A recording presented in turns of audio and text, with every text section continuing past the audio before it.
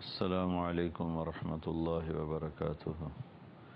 بسم اللہ الرحمن الرحیم والصلاة والسلام علی رسولہ الکریم وعلی آلہ وصحبہ اجمعین، اما بعد۔ اللہ تعالیٰ کے فضل و کرم سے رمضان عافیت سے اللہ نے گزروایا۔ آج 28واں روزہ ہے، کل 29واں ہوگا۔ ممکن ہے اس سے اگلے روز عید ہو یا اس سے اگلے روز۔ جتنا کچھ ہوا اس پہ اللہ کا شکر ادا کیا جائے۔ جو کوتاہی ہوئی جان بوجھ کر، خطا سہون، اس سے اللہ پاک کی بارگاہ میں معافی مانگی جائے کہ اللہ کے نبی کا فرمان ہے، ما اسر من استغفر وین عاد فی الیوم 70 مرہ۔ دن میں 70 دفعہ بھی گناہ ہو، لیکن اگر آدمی توبہ کر لے تو اللہ کی بارگاہ میں مجرم نہیں ہے، وہ بھی اللہ کے بھلے اور نیک بندوں میں شامل ہے۔ ہم نے اللہ کی رحمت کو بہت محدود سمجھا ہے اور بہت تھوڑا سمجھا ہے۔ اللہ کی رحمت جیسے اللہ اپنی ذات میں لا محدود ہے، اللہ کی رحمتیں لا محدود ہیں۔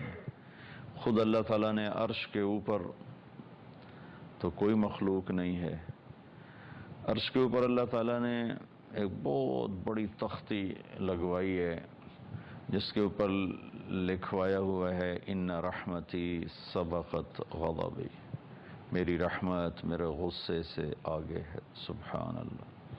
اگر اس کا غصہ اس کی رحمت سے آگے ہوتا، آج شاید ہم میں سے چند لوگ ہی انسان ہوتے، باقی سب ہم کتے بلے بن چکے ہوتے۔ اور پھر قرآن میں اللہ تعالیٰ نے 2 جگہ کہا ہے، کتب ربکم علی نفسہ الرحمہ، سبحان اللہ، کہ میرے بندو ڈرو نہیں مجھ سے، میں نے تم پہ رحم کرنا اپنے اوپر فرض کر لیا ہے۔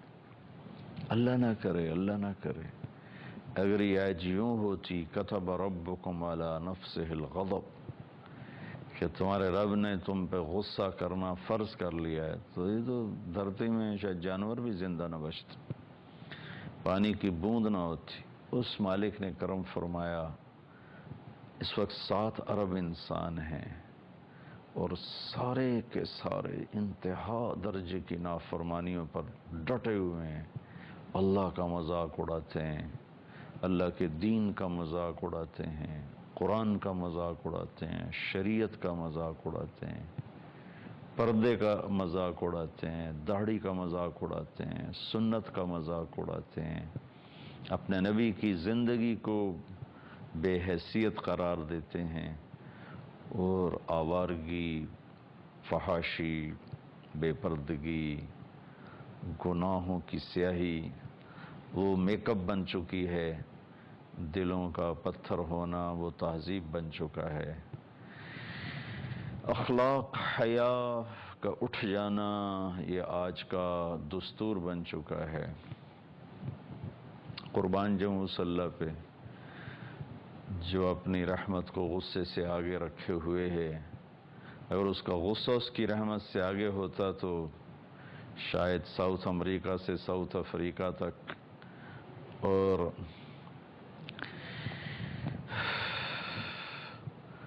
مشرق سے مغرب تک، فیجی سے لے کر ہوائی تک کوئی انسان نہ ہوتا۔ اللہ کا شکر ادا کیا جائے، اس کی رحمت ہم پر بارش کی طرح برس رہی ہے۔ ایک اس کی اپنی ذات سبب ہے، ایک جناب رسول اللہ صلی اللہ تعالی علیہ وسلم کی دعائیں سبب ہیں، آپ کا رونا اس کا سبب ہے۔ ہم 2 رحیم ذات کے اندر آ گئے ہیں۔ اللہ اپنے بارے میں بھی کہتا ہے رؤوف الرحیم قرآن میں، اور اللہ اپنے حبیب کے بارے میں بھی فرماتا ہے بالمؤمنین رؤوف الرحیم۔ تو ہم 2 رحیم ذات کے درمیان ہیں، تو ہماری کفایت ہے اور ہم دنیا میں چل رہے ہیں۔ اگر تھوڑا سا بھی غضب کی جھلک ہوتی تو پتہ نہیں آج کوئی انسان ہوتا بھی صحیح کہ نہیں۔ شکر ادا کریں، جاتا ہوا رمضان ہے، اور ایک رات رہ گئی ہے طاق جو آ جانے والی ہے، اس میں بھی جاگ لیا جائے، اور اللہ کرے اس سے اگلا دن عید کا ہو۔ اور اللہ کے نبی عید پر خوشی مناتے تھے، ہمیں بھی خوش ہونا ہے کہ اللہ نے ہمیں روزوں کے بعد ایک ملنے کا دن دیا ہے۔ اس دن میں نفرتوں کو بھلا دیا جائے، رنجشوں کو بھلا دیا جائے۔ جن سے آپ روٹھے ہوئے ہیں آپ خود ان کے گھر چلے جائیں، ان کو جا کے سلام کر لیں۔ جو آپ سے روٹھے ہوئے ہیں ان کے گھر بھی آپ خود چلے جائیں، اللہ آپ سے بہت راضی ہوگا۔ ہزاروں نفلوں پر، ہزاروں لاکھوں نفلی روزوں پر یہ آپ کا صلہ رحمی کا عمل بھاری ہو جائے گا۔ اور ویسے بھی میرا دیس نفرت بغض سینہ پک گیا ہے، دیکھ دیکھ کے، سن کے۔ مذہب کے نام پہ عجیب و غریب نفرت ہے، سیاست کے نام پر ہے، رشتوں ناتوں کے نام پر ہے، قومیت پر ہے، صوبوں پر ہے، زبانوں پر ہے، عجیب و غریب حال ہے۔ اللہ اپنا فضل فرما دے، شاید کسی رونے والی کی طفیل اللہ تعالیٰ پوری قوم کا بیڑا پار کر دے، اور پوری امت پر جو حال ہے، جس طرح لاشیں گر رہی ہیں، معصوم بچوں کے پرخشے اڑ رہے ہیں، اس سب سے نکلنے کا ایک ہی حل ہے کہ ہم سب اللہ کی بارگاہ میں جھک جائیں، توبہ کریں۔ یونس علیہ السلام کی قوم پہ عذاب آنے لگا تو سب سجدے میں گر گئے، اللہ نے عذاب اٹھا دیا۔ تو عید کا موقع ہے، ہم خوشی سے ملیں، کھلے ماتھے ملیں، ایک دوسرے کو معاف کر دیں۔ خاص طور پر جو قریبی رشتے ہیں، خون کے رشتے، بہن بھائیوں کے، خالہ، چاچا، ماموں، پھوپھی، یہ جو ماں باپ سے جو رشتے وجود میں آتے ہیں، خاص طور پر ان کو معاف کر کے خود جا کر ان کے گلے لگ جائیں۔ زیادتی بھی کی ہے تو معاف کر دیں۔ تو میرے نبی کا اس پر وعدہ ہے کہ جو صلہ رحمی کرے گا وہ جنت الفردوس میں ایک اعلیٰ درجے کی جنت ہے جس میں اللہ تعالیٰ اس کو داخل فرمائے گا، اور وہاں شہید نہیں جا سکتا، اور وہاں بڑے بڑے نیکوکار نہیں جا سکتے۔ وہاں 3 آدمی جائیں گے، ایک عدل کرنے والا، ایک رشتہ داروں سے اچھا سلوک کرنے والا، اور ایک حلال کمائی میں پوری نہیں پڑتی تھی، حرام کما سکتا تھا، نہیں حرام میں گیا اور اسی حلال میں گھٹ گھٹ کے زندگی گزار کے چلا گیا، ایک وہ اس میں جائے گا۔ تو میں آپ سب عزیزان جو سن رہے ہیں ان سے گزارش کرتا ہوں کہ عید کا دن رنج بھلانے کا ہو، غصے کو دور کرنے کا ہو، لڑائیاں ختم کرنے کا ہو۔ لوگ ابھارتے ہیں تیری نک نہیں رانی، تیری عزت نہیں رانی، تینوں کہیں پوچھنا نہیں، تو بغیرت ہو گئے، یہ سب شیطانی باتیں ہیں، اور یہ بات کرنے والے ہمارے بڑے ہی نادان دوست ہیں، بہت ہی ناسمجھ دوست ہیں۔ اللہ تعالیٰ ایسی نصیحتوں سے ہم سب کی حفاظت فرمائے۔ تو عید کو ہم خوبصورت بنائیں، ایک دوسرے سے مل کر محبت کے ساتھ۔ نبی پاک صلی اللہ علیہ وسلم عید الفطر میں صبح کچھ کھا کے جاتے تھے، اور بڑی عید قربانی میں کچھ نہیں کھاتے تھے، جا کے نماز پڑھاتے تھے اور آ کے قربانی کا گوشت ہی کھاتے تھے، لیکن عید الفطر میں جانے سے پہلے میٹھا کھاتے تھے، کھجور ہوتی تھی یا کوئی اور ایسی میٹھی چیز۔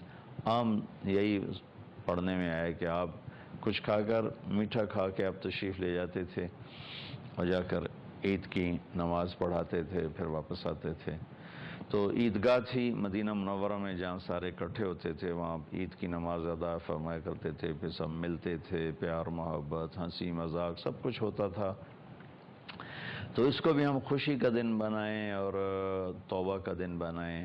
اور ایک چیز رہ گئی تھی، میں اس کو جاتے جاتے کہہ دوں، ہیں تو اگرچہ 2 دن پتہ نہیں کتنے لوگ اس کو دیکھتے ہیں، صدقہ فطر جس کو ہم فطرانہ کہتے ہیں، یہ 29 کی شام سے پہلے ادا کر دیا جائے تو پھر روزوں کی میل کچیل صاف ہو جاتی ہے، روزے آسمان تک چلے جاتے ہیں، نہ ادا کیا جائے تو پھر یہ معلق ہو جاتے ہیں، لٹک جاتے ہیں، اوپر نہیں جاتے ہیں۔ اور صدقہ فطر کشمش کے حساب سے میرے نبی دیا کرتے تھے، 3 کلو کشمش دیا کرتے تھے۔ 3 کلو کشمش میرے پاس مختلف مدارس کے فتاوی آئے ہیں تو 1200 1300 کے راؤنڈ اباؤٹ یہ چلتا ہے کہ 3 کلو کشمش تقریباً 1300 1250 1400 فی کس کے حساب سے، ایک آدمی کا 3 کلو یعنی 1300 روپے لگا لے، 1200 لگا لے۔ کھجور کے حساب سے میں نے ایک مدرسے کا فتویٰ ہے 620 روپے بنتے ہیں، جو کے حساب سے 170 روپے بنتے ہیں، اور گندم کے حساب سے 80 روپے یا 100 روپے ہیں۔ جو آپ میں صاحب حیثیت لوگ ہیں ان سے گزارش کروں گا کہ اعلیٰ درجے کی کشمش کا بازار سے خود ریٹ معلوم کروائیں اور 3 کلو فی کس کے حساب سے اس کے پیسے لگوا کے کل شام تک سورج غروب ہونے سے پہلے غریب رشتہ داروں میں تقسیم فرما دیں، اپنے نوکروں میں دے دیں، اپنے رشتہ داروں میں دے دیں، اپنے پڑوسیوں میں دے دیں۔ کشمش کا نہیں آپ سمجھتے ہیں ہمت تو آپ کھجور کے حساب سے دے دیں، وہ 620 روپے فی کس ہے، اس کی بھی ہمت نہیں تو پھر جو کے حساب سے، پھر گندم کے حساب سے تو خیر واجب ہے ہی ہے، وہ تو ادا کرنا ہی ہوتا ہے۔ تو صدقہ فطر میں بھی کوشش فرمائیں کہ اپنے قریبی رشتہ داروں، غریب رشتہ داروں، ضرورت مندوں ہاتھ نہ پھیلاتے ہوں، یا اپنے نوکروں، گھر میں کام کرنے والے ہیں، ڈرائیور ہیں، ملازم ہیں، مالی ہے، اور کچن میں کام کرنے والا ہے، آپ کا باورچی ہے، یا آپ کی گھر میں خواتین بچیاں آتی ہیں برتن صاف کرنے والی، کپڑے دھونے والی، یا ایسے اڑوس پڑوس میں کوئی ہیں تو ان کو ڈھونڈ ڈھانڈ کے ان کو عزت سے دیا جائے، ان کا احسان مانا جائے، ان پہ احسان نہ جتلایا جائے، تو ہمارا روزہ خوبصورت ہو کر انشاءاللہ پاک ہوگا۔ اور عید کے دن، عید کی رات اللہ تعالیٰ کے محبوب صلی اللہ تعالی علیہ وسلم نے فرمایا کہ اللہ تعالیٰ فرشتوں سے پوچھتے ہیں کہ مزدور کا بدلہ کیا ہے، جو مزدوری کر دے، تو فرشتے کہتے ہیں اس کا مزدوری دی جائے، تو اللہ کہتے ہیں میں نے اپنے بندوں کے روزے اور رات کی تراویح کی وجہ سے سب کو معاف کیا۔ پھر جب صبح عید کا دن ہوتا ہے تو کروڑوں اربوں کھربوں فرشتے زمین پر اترتے ہیں اور عیدگاہ کی طرف لائنیں بنا کے کھڑے ہو جاتے ہیں اور زور زور سے پکارتے ہیں کہ اے امت محمد آؤ اپنے رحیم رب کی طرف، اپنے مہربان رب کی طرف۔ اور اوپر سے اللہ کہتے ہیں میرے بندو آؤ، آج جو مانگو گے دنیا کے بارے میں اس میں غور کروں گا، تمہارے لیے بہتر ہوگا دے دوں گا، بہتر نہیں ہوگا کوئی اور اس کا بدلہ ہو جائے گا، اور آخرت کے بارے میں جو مانگو گے سب تمہیں دوں گا، میں نے تمہارے پچھلے سارے گناہ معاف کیے، جاؤ خوشی خوشی اپنے گھروں کو چلے جاؤ۔ لیکن میں نے پہلے بھی بتایا تھا، پھر دوبارہ دہرا دیتا ہوں، گن دیتا ہوں، 4 آدمی پھر بھی نہیں اس ساری رحمت کا میں کوئی ان کا حصہ نہیں پڑتا ہے، نہ ان کو ملتا ہے۔ ایک شراب پینے والا جب تک توبہ نہ کرے، ایک ماں باپ کا نافرمان جب تک توبہ نہ کرے، ایک رشتہ داروں سے لڑنے جھگڑنے والا، بائی کاٹ کرنے والا جب تک توبہ نہ کرے، اور ایک دل میں بغض کینہ پالنے والا جب تک توبہ نہ کرے۔ تو اللہ تعالیٰ میری بھی، آپ کی بھی، ہماری نسلوں کی بھی ان 4 بڑے عیب سے حفاظت فرمائے۔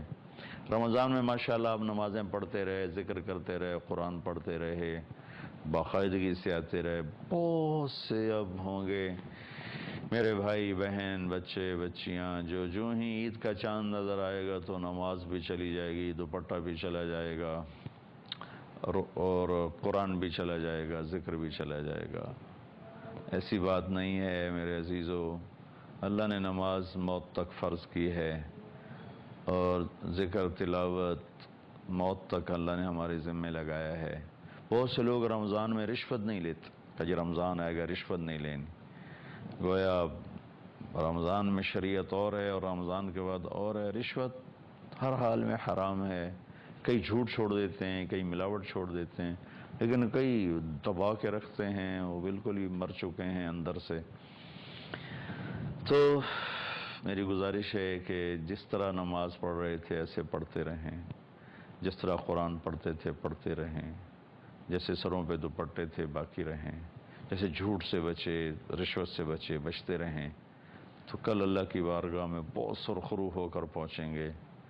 اللہ میرے اس پیغام کو میرے لیے بھی آپ کے لیے بھی ہدایت کا ذریعہ بنائے۔ السلام علیکم ورحمۃ اللہ وبرکاتہ۔